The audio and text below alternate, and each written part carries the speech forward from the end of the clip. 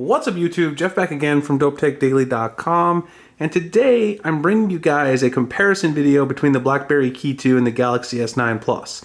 If you read the title of the video, you're probably wondering, what the heck is this guy talking about? These two phones are completely different. Why would we compare them?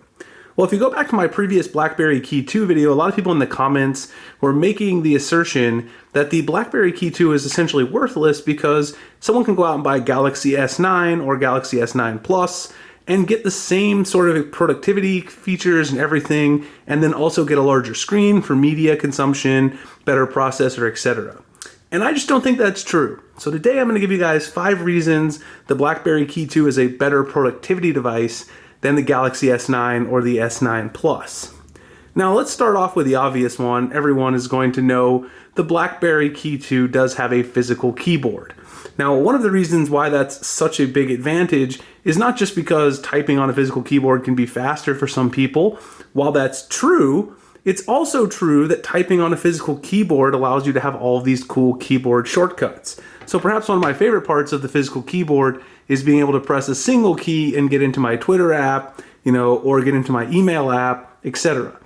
And then with the new advent of the speed key, when you're inside any other app, say if I'm in Flamingo, I can use the speed key to jump right to Gmail.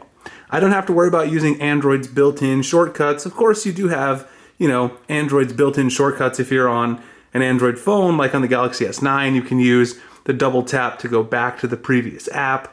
But that's not the same as being able to jump to any app you want directly just using a single key press, and it really allows multitasking in a really big way that you probably won't get on any other Android device.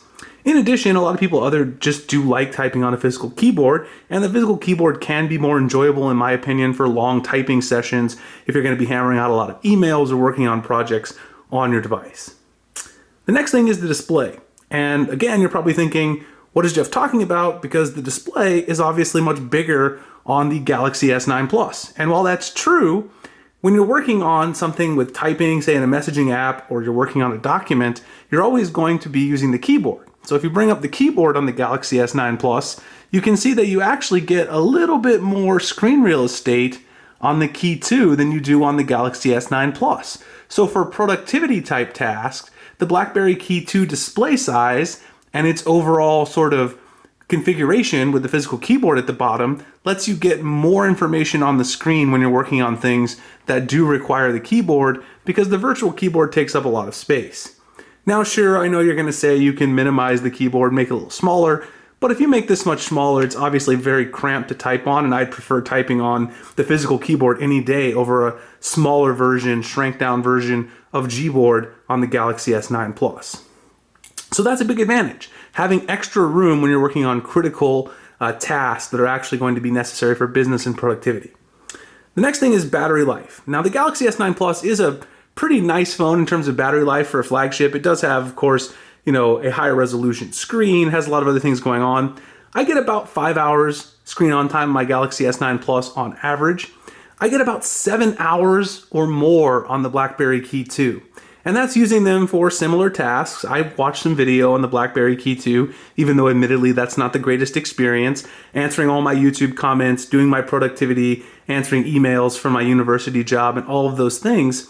And I still get way better battery life on the Blackberry Key 2 due to the Snapdragon 660, 3500 milliamp hour battery, of course the lower resolution screen, all that plays a big part. But if you're interested in using your phone for business primarily, then having that extra battery life is going to be really important, because if your phone is not powered on, then obviously you can't get any work done. The next thing is software. So the Blackberry Key 2 is made for productivity. If you look at some of the great features it has the Blackberry Hub, which is really nice. Keep your calendar, your email, all of your tasks and everything organized nicely here. The Blackberry Hub on the side has all of BlackBerry's support suite of productivity devices set in there with BlackBerry Messenger, etc. Now, of course, a lot of that software you can get on the Play Store, but having it all integrated into the device, along with being accessible using these shortcuts, using the convenience key here on the side as well. You can set that to a separate profile, whether you're at home, you're at work, etc. All of that software, productivity software built in with the convenience key, speed key, keyboard shortcuts, all that software works beautifully with the hardware. And honestly, it's much better than what you're going to get on the Galaxy S9 Plus because this device doesn't really have an ecosystem of productivity software built in. It does have some third-party apps, of course, like Google Sheets and Google Docs, which you can access, but you can download those on any phone, and they're not integrated into the operating system in Samsung Experience UI in any meaningful way. The final one is one that you could probably guess, and that is security.